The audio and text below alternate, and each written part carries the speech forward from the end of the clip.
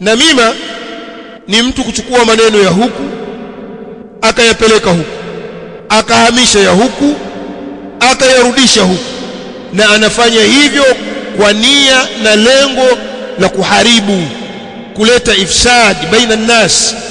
Anafanya hivyo kwa lengo la kuleta uharibifu baina ya watu. Akachukua maneno ya huku akapeleka kule, ya kule akayarudisha huku. Mbea huyo, ole wao wa mbea, kwa sababu hii ni hatari kubwa sana.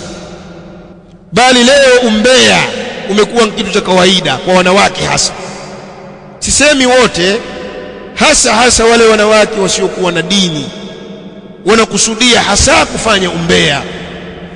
Mara nyingine wakawasikia wazungumza wazi tu bila ya haya, akazungumza mwanamke wazi amuita mwenzie shoga yake huyo, sijui nchosti sijui nani sijui shoga, amwambia hebu shoga njoo tumumunye ubuyu. Ukisikia kumumunya ubuyu ni ule umbea. Sasa ole wao wa mbea, kwa sababu hadithi hii pia yawazungumzia wa mbea. Wacha umbea na mambo ya watu, wachana na mambo yasiyokuhusu. Na huo ndio Uislamu. Min husni islami almar'i tarkuhu ma la ya'nihi, kama anavyosema Mtume alayhi salatu wassalam. Miongoni mwa uzuri wa Uislamu wa mtu ni kuachana na mambo yasiyomhusu.